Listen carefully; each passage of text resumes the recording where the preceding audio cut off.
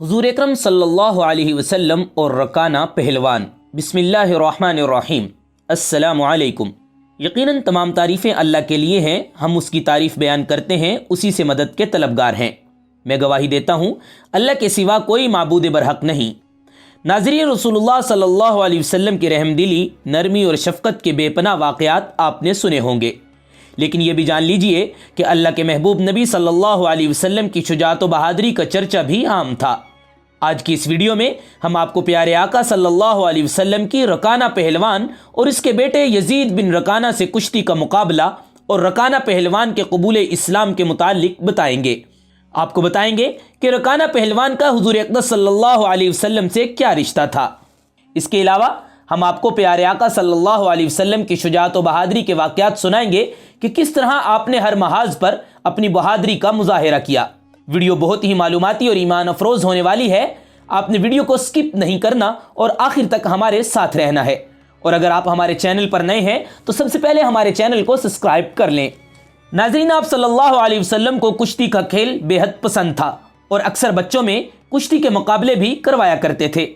کشتی میں آپ صلی اللہ علیہ وسلم کی مہارت کا اندازہ اس بات سے لگایا جا سکتا ہے کہ آپ نے عرب کے مشہور باپ بیٹے کو 5 بار کشتی میں شکست دی۔ رکانہ نامی اس پہلوان کی جسمانی طاقت کے بارے میں کہا جاتا ہے وہ اکیلا 200 آدمیوں کا مقابلہ کر کے انہیں بچھاڑ سکتا تھا، لیکن اس نے جناب رسول اللہ صلی اللہ علیہ وسلم سے لگاتار 2 بار شکست کھائی۔ باپ کا حال دیکھ کر بیٹا میدان میں آیا۔ بیٹا بھی ایسا ہی پہلوان تھا کہ اس کو بھی آج تک کسی نے شکست نہیں دی تھی، لیکن رسول اللہ صلی اللہ علیہ وسلم نے بیٹے کو 3 بار شکست سے دوچار کیا۔ سنن ترمذی میں بیان کیا جاتا ہے ایک روز نبی کریم صلی اللہ علیہ وسلم کے کسی کوہستانی علاقے سے گزر ہوا کہ رکانہ سے ملاقات ہو گئی۔ سرور عالم صلی اللہ علیہ وسلم کی عادت مبارکہ تھی، جو شخص بھی ملاقات کرتا رسول اللہ اس کو اسلام قبول کرنے کی دعوت ضرور دیتے۔ چنانچہ سرکار دو عالم صلی اللہ علیہ وسلم نے رکانہ کو بھی دعوت اسلام دی۔ اے رکانہ، تم بت پرستی سے توبہ کرو اور اللہ تعالیٰ جو وحدہ لا شریک ہے اس پر ایمان لے آؤ۔ اس نے کہا، میں ایک شرط پر آپ کی دعوت کو قبول کرنے کو تیار ہوں، اگر آپ مجھے بچھاڑ دیں تو میں ایمان لے آؤں گا۔ نبی کریم صلی اللہ علیہ وسلم، جن کے دن اکثر فاقہ کشی سے گزرتے تھے، کئی ماہ تک رسول اللہ کے گھر مبارک میں چولہا نہ جلتا تھا اور کھجور کا ایک دانہ منہ میں ڈال کر پانی پی لیا کرتے تھے اور شب و روز گزار لیتے تھے۔ رکانہ تو ہر روز نامعلوم کتنی چیزوں کا گوشت اور گھی اور دودھ استعمال کرتا ہوگا۔ سرکار دو عالم صلی اللہ علیہ وسلم نے رکانہ پہلوان کی اس شرط کو قبول فرما لیا اور فرمایا، اے رکانہ، اگر تم اس شرط پر ایمان لانے کا وعدہ کرتے ہو تو میں وہ شرط بھی تمہاری پوری کرنے کے لیے تیار ہوں۔ حضور اکرم صلی اللہ علیہ وسلم تیار ہو گئے اور اس سے کشتی لڑ کر اسے بچھاڑ دیا۔ وہ اس شکست پر حیران تھا، دوبارہ کشتی لڑنے کی دعوت دی۔ سرکار دو جہاں نے دوسری مرتبہ بھی اپنی پیغمبرانہ طاقت سے اس کو زور کے ساتھ زمین پر پٹخا اور وہ دیر تک اٹھ نہ سکا، اور دیکھنے والے حیران ہو کر کہنے لگے، اے محمد، خدا کی قسم، آپ کی عجیب شان ہے، آج تک عرب کا کوئی پہلوان رکانہ کی پیٹھ زمین پر نہیں لگا سکا، مگر آپ نے رکانہ کو 2 مرتبہ شکست دی۔ مورخین کا قول ہے رکانہ فوراً ہی مسلمان ہو گیا، مگر بعض مورخین نے لکھا ہے رکانہ نے فتح مکہ کے موقع پر اسلام قبول کیا۔ باپ کی شکست کے بعد اس کا بیٹا یزید بن رکانہ، جو کہ مانا ہوا پہلوان تھا، وہ 300 بکریاں لے کر بارگاہ نبوت میں حاضر ہوا اور کہا، اے محمد، آپ مجھ سے بھی کشتی لڑیں۔ سرکار نے تبسم فرمایا، ابن رکانہ، اگر میں نے تمہیں بچھاڑ دیا تو تم کتنی بکریاں مجھے انعام میں دو گے؟ اس نے کہا، 100 بکریاں آپ کو دے دوں گا۔ رسول اللہ صلی اللہ علیہ وسلم تیار ہو گئے اور اس سے ہاتھ ملاتے ہی اس کو زمین پر پٹخ دیا۔ وہ حیرت سے آپ کا چہرہ مبارک دیکھتا رہا، تاہم اس نے پھر دوبارہ کشتی لڑنے کا چیلنج دیا تو آپ نے دوسری مرتبہ بھی اسے زور سے زمین پر پٹخ دیا۔ اس نے پھر 100 بکریاں آپ کو دے دی۔ پھر تیسری مرتبہ اس نے کشتی کے لیے للکارا تو نبی کریم صلی اللہ علیہ وسلم نے اسے تیسری مرتبہ بھی زمین پر لٹا دیا۔ اس نے باقی 100 بکریاں بھی سرکار دو عالم صلی اللہ علیہ وسلم کی خدمت میں پیش کر دی اور کہنے لگا، اے محمد، سارا عرب گواہ ہے، آج تک کوئی پہلوان مجھ پہ غالب نہ آ سکا، مگر آپ صلی اللہ علیہ وسلم نے 3 بار جس طرح مجھے کشتی میں بچھاڑا، اس سے میرا دل مان گیا کہ یقیناً آپ خدا عز و جل کے نبی ہیں۔ یہ کہا اور کلمہ پڑھ کر دامن اسلام میں داخل ہو گیا۔ رسول اللہ صلی اللہ علیہ وسلم اس کے مسلمان ہو جانے سے بے حد خوش ہوئے اور اس کی 300 بکریاں فوراً واپس کر دی۔ حضور نے فرمایا تیرا مال تجھے ہی مبارک ہو، یہ کہہ کر آپ واپس تشریف لے آئے۔ اس طرح رکانہ پہلوان اور اس کے بیٹے یزید بن رکانہ نے اسلام قبول کر لیا، اور دوسری طرف ابو بکر صدیق اور عمر بن خطاب رضی اللہ تعالی عنہما آپ کی تلاش میں تھے، اور یہ معلوم کر کے کہ حضور اکرم صلی اللہ علیہ وسلم وادی اسام کی طرف تشریف لے گئے ہیں، متفکر تھے کہ اس طرف رکانہ پہلوان رہتا ہے، مبادا رسول اللہ صلی اللہ علیہ وسلم کو ایذا نہ پہنچا دے۔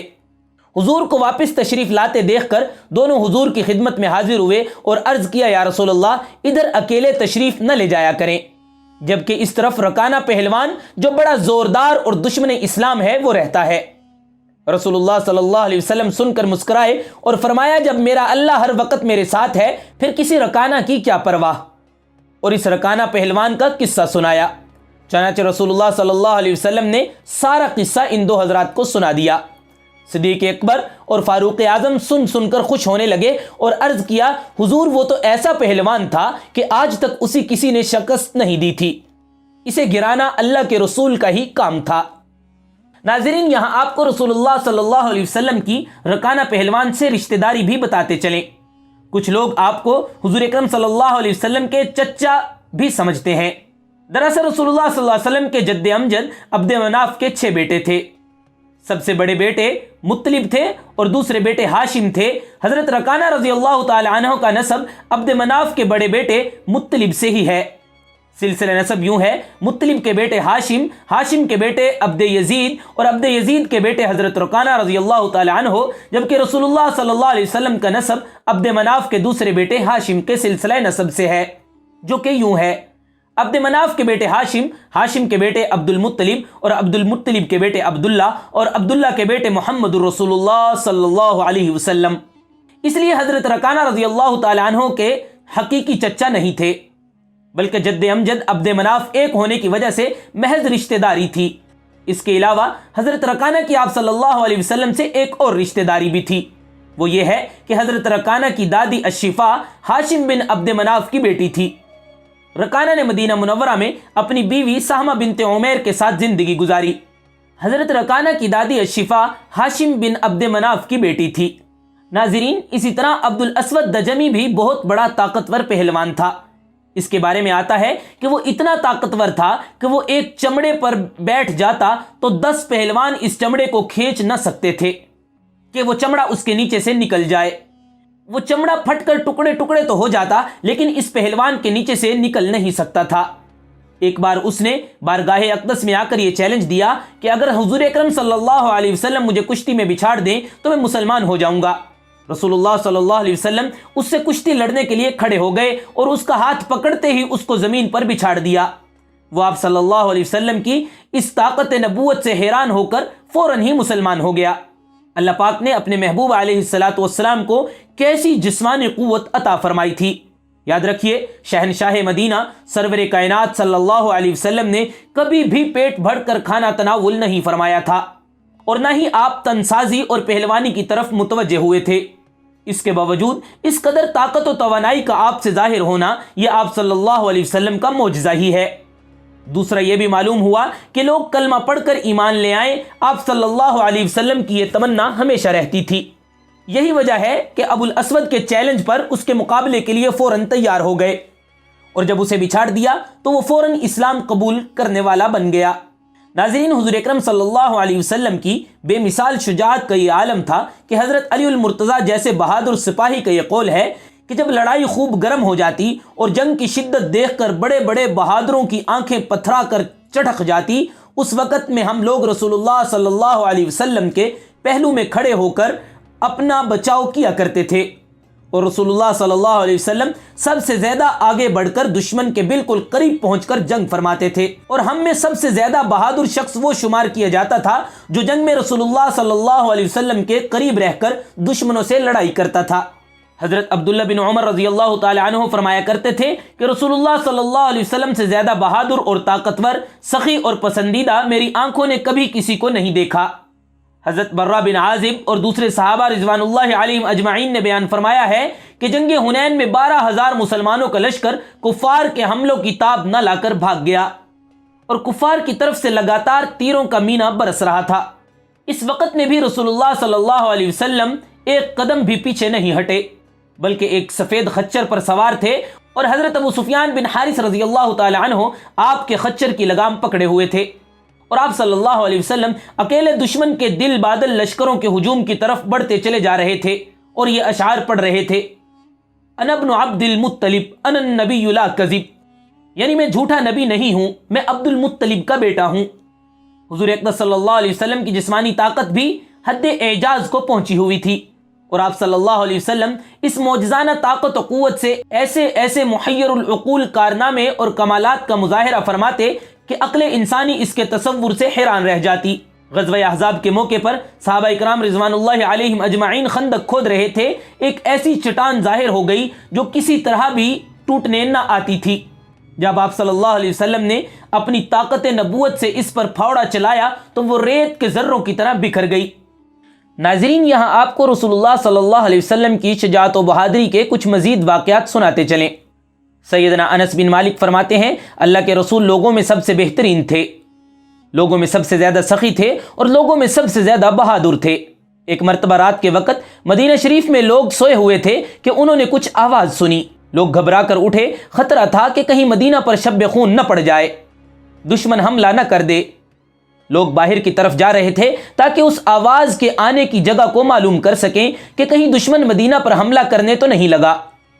لیکن صحابہ حیرانگی کے عالم میں دیکھ رہے ہیں کہ اللہ کے رسول سیدنا ابو طلحہ کے گھوڑے پر بغیر زین ڈالے سوار مدینہ کے باہر سے تشریف لا رہے تھے۔ لوگوں کی طرف دیکھا، وہ خوف زدہ ڈرے ہوئے ہیں، تو آپ نے ارشاد فرمایا، اپنے گھروں کی طرف لوٹ جاؤ، ڈرنے کی کوئی بات نہیں۔ محمد صلی اللہ علیہ وسلم ہی اکیلے ہی مدینہ کی سرحدوں کی حفاظت کے لیے کافی ہیں۔ دشمن بھاگ گیا ہے، میں دور تک دیکھ کر آیا ہوں۔ اللہ کے رسول سیدنا ابو طلحہ کے گھوڑے کی بھی تعریف فرما رہے تھے کہ یہ ہوا کی طرح تیز دوڑتا ہے۔ لوگوں میں عموماً یہ تاثر تھا سیدنا ابو طلحہ کا گھوڑا بہت آہستہ چلتا ہے، مگر یہ بھی اللہ کے رسول کا معجزہ تھا کہ آپ اس گھوڑے پر سوار ہوئے تو یہ اتنا تیز دوڑا کہ آپ نے اسے بحر کے لقب سے ملقب فرمایا۔ بدر کی لڑائی یوم الفرقان سے معروف ہے۔ اسی روز اللہ کے رسول بھی دشمن کے مقابلے میں عملاً لڑتے رہے۔ آپ باقاعدہ میدان میں اترے تھے۔ سیدنا علی بن ابی طالب فرماتے ہیں، بدر کے لوگ ہم سب رسول اللہ صلی اللہ علیہ وسلم کی پناہ لے رہے تھے، آپ دشمن کے بالکل قریب تھے۔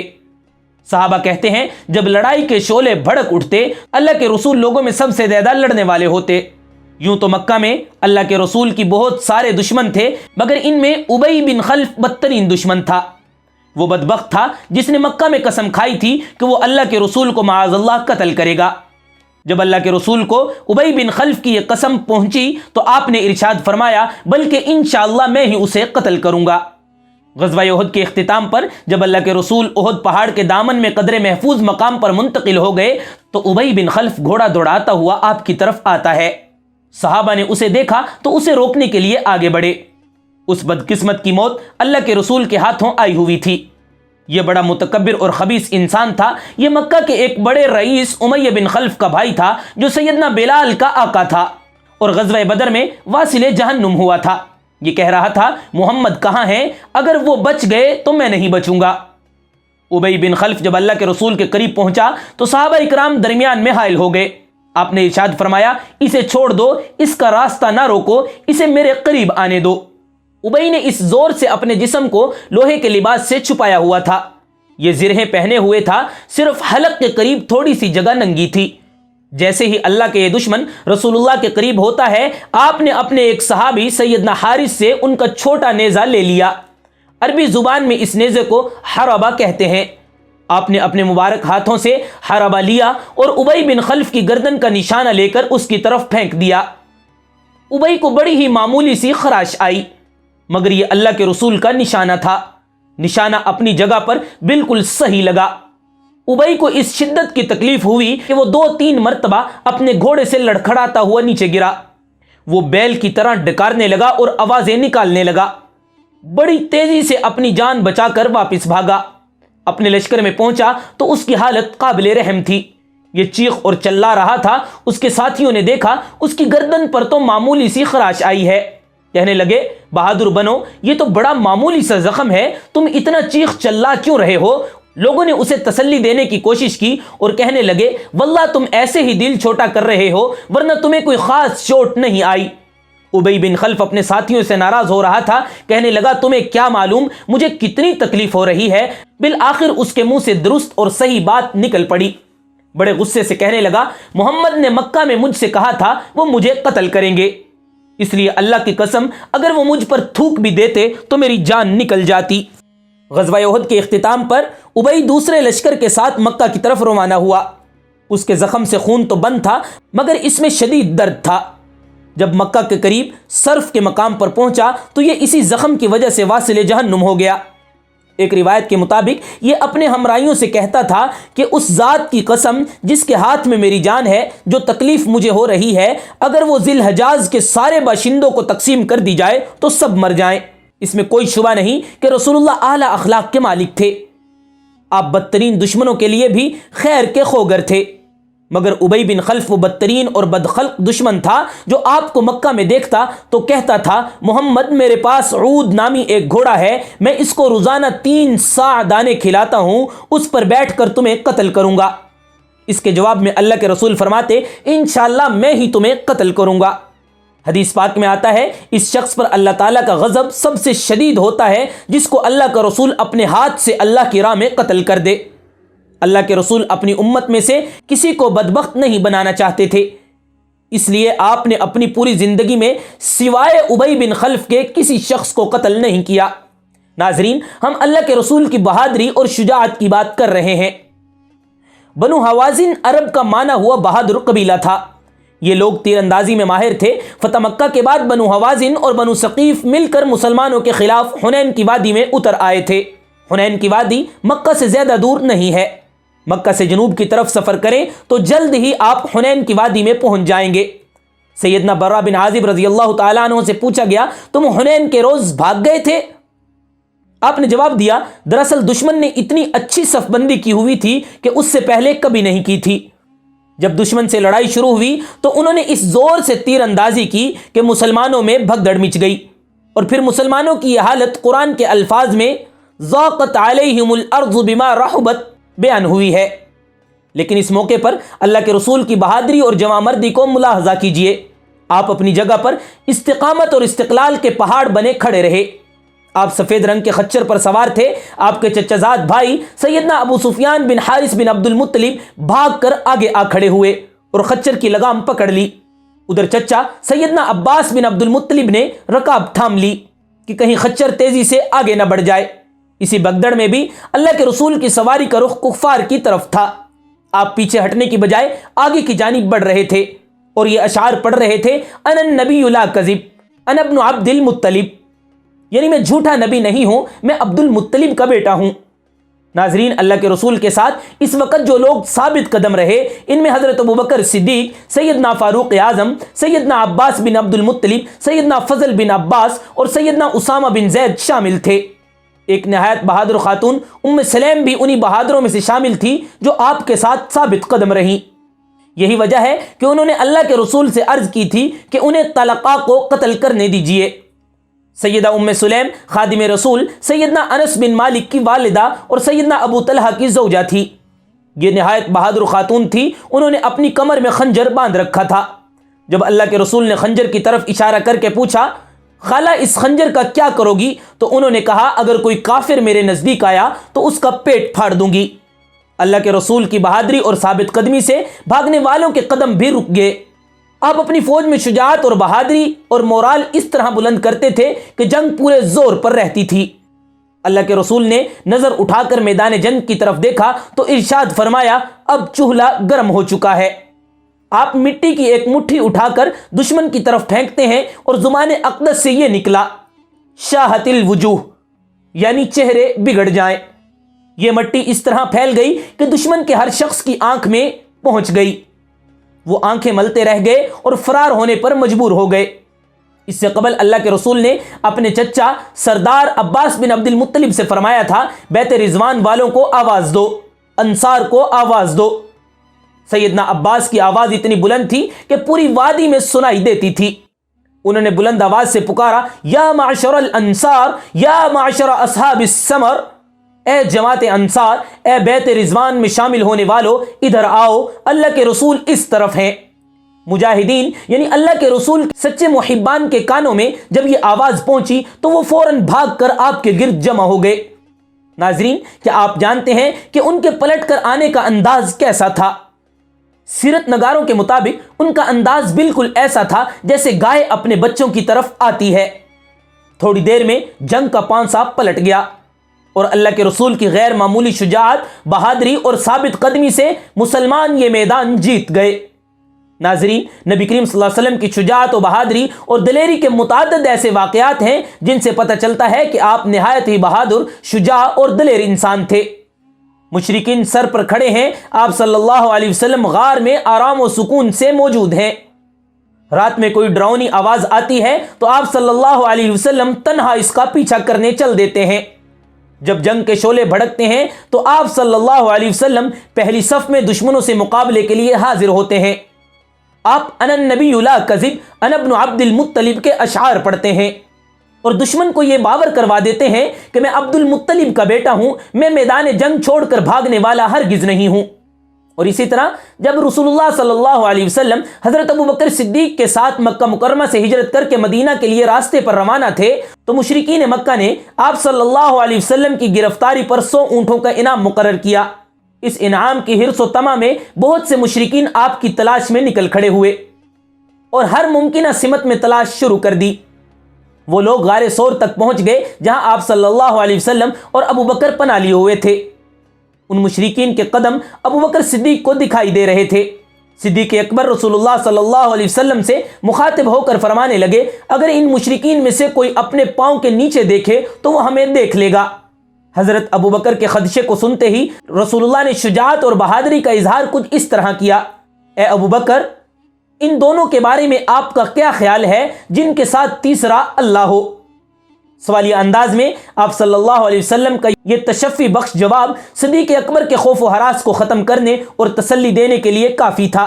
حضرت ابوبکر صدیق رضی اللہ تعالیٰ عنہ اس واقعے کی منظر کشی کرتے ہوئے یوں فرماتے ہیں، جب ہم غار ثور میں تھے تو مشرکوں کے پاؤں کو دیکھا کہ وہ ہمارے سر پر چڑھائے ہیں، تو میں نے کہا، یا رسول اللہ، ان میں سے کوئی اپنے پاؤں کی طرف دیکھے تو وہ ہمیں پہچان لے گا۔ رسول اللہ نے فرمایا، اے ابوبکر، ان دونوں کے بارے میں آپ کا کیا گمان ہے جس کے ساتھ تیسرا اللہ ہو؟ اللہ تعالیٰ نے اس واقعے کی منظر کشی قرآن کریم میں سورہ توبہ کی آیت نمبر 40 میں کی ہے۔ علامہ شبیر احمد عثمانی اس آیت کی تفسیر میں فرماتے ہیں، یعنی ابوبکر صدیق کو فکر تھی کہ جان سے زیادہ محبوب جس کے لیے سب کچھ فدا کر چکے ہیں دشمنوں کی نظر میں نہ آ جائے۔ گھبرا کر کہنے لگے، یا رسول اللہ، اگر ان لوگوں نے ذرا جھک کر اپنے قدموں کی طرف دیکھا تو ہم دیکھ لیے جائیں گے۔ اس وقت حق تعالی نے ایک خاص قسم کی کیفیت و سکون و اطمینان رسول اللہ کے قلب مبارک پر طاری کر دیا اور آپ کی برکت سے ابوبکر کے قلب مقدس پر بھی نازل ہوا اور فرشتوں کی فوج سے حفاظت و تائید فرمائی گئی۔ یہ اسی تائید غیبی کا کرشمہ تھا کہ مکڑی کا جالا جسے اوہن البیوت یعنی سب سے کمزور گھر قرار دیا گیا ہے، وہ آپ کی حفاظت کا ذریعہ بن گیا۔ ناظرین، حضرت ابو محذرہ رضی اللہ تعالیٰ عنہ سے مروی ہے کہ آپ ایک جماعت کے ہمراہ راستے سے گزر رہے تھے کہ پیارے نبی کریم صلی اللہ علیہ وسلم کے مؤذن نے اذان پڑھنا شروع کی۔ انہوں نے اذان سنی تو دین اسلام اور پیغمبر اسلام سے نفرت کی وجہ سے اذان کی نقلیں اتارنا شروع کر دیں اور مقدس اذان کا مذاق اڑانے لگے۔ پیارے نبی نے جب ان کی آواز سنی تو ان کی جانب کچھ لوگوں کو بھیجا جو انہیں پکڑ کر لائے اور آپ کے پاس لا کر بٹھا دیا۔ آپ نے فرمایا، تم میں سے سب سے اونچی آواز کس کی تھی؟ لوگوں نے حضرت ابو محذرہ کی طرف اشارہ کیا۔ آپ نے سب کو چھوڑ دیا اور ابو محذرہ کو پکڑ کر حکم دیا، اذان پڑھو۔ ابو محذرہ کا بیان ہے کہ میں نے رسول اللہ صلی اللہ علیہ وسلم کے سامنے کھڑے ہو کر خود اذان پڑھنی شروع فرمائی۔ تب رسول اللہ نے فرمایا، کہو اللہ اکبر، یعنی اذان کے کلمات پڑھوائے۔ جب وہ اشہد ان محمد رسول اللہ تک پہنچا تو پیارے نبی نے فرمایا، دوبارہ ان کلمات کو بلند آواز سے کہو، اشہد ان محمد رسول اللہ، اشہد ان محمد رسول اللہ۔ جب میں اذان پوری کر چکا تو آپ صلی اللہ علیہ وسلم نے مجھے بلایا اور ایک تھپکی دی اور ایک تھیلی دی جس میں کچھ چاندی تھی۔ پھر آپ صلی اللہ علیہ وسلم نے میری پیشانی پر ہاتھ رکھ کر چہرے پر ہاتھ پھیرا اور اپنا ہاتھ میرے سینے پر پھیرا حتیٰ کہ پیٹ تک لے گئے اور فرمایا اللہ تجھ پر برکت نازل فرمائے۔ بس پھر کیا تھا، حضرت ابو مخزرہ آپ کے اس حسن اخلاق سے متاثر ہو کر اسی وقت مسلمان ہو گئے، اور اس کے بعد آپ نے عرض کیا یا رسول اللہ مجھے مکہ میں مؤذن مقرر کر دیں۔ آپ نے فرمایا ہاں میں تمہیں امیر بناؤں گا۔ اس کے بعد پیارے نبی صلی اللہ علیہ وسلم کے لیے آپ کے دل میں جو نفرت تھی وہ محبت سے بدل گئی اور آپ رسول اللہ کے سچے عاشق بن گئے۔ ناظرین، یہ نبی کریم صلی اللہ علیہ وسلم کی شجاعت اور اپنے دشمنوں کے ساتھ حسن سلوک کے چند واقعات تھے۔ نبی کریم صلی اللہ علیہ وسلم سے نسبت و محبت رکھنے والوں کو چاہیے کہ محسن کائنات کی سیرت و کردار کو اپنائیں۔ اگر ہم بھی اپنے مخالفین اور دشمنوں کے ساتھ اسی طرح سلوک کا مظاہرہ کریں تو ہماری ساری عداوتیں اور نفرتیں محبت میں بدل جائیں گی۔ ہم امید کرتے ہیں آپ کو ہماری آج کی ویڈیو ضرور پسند آئی ہوگی۔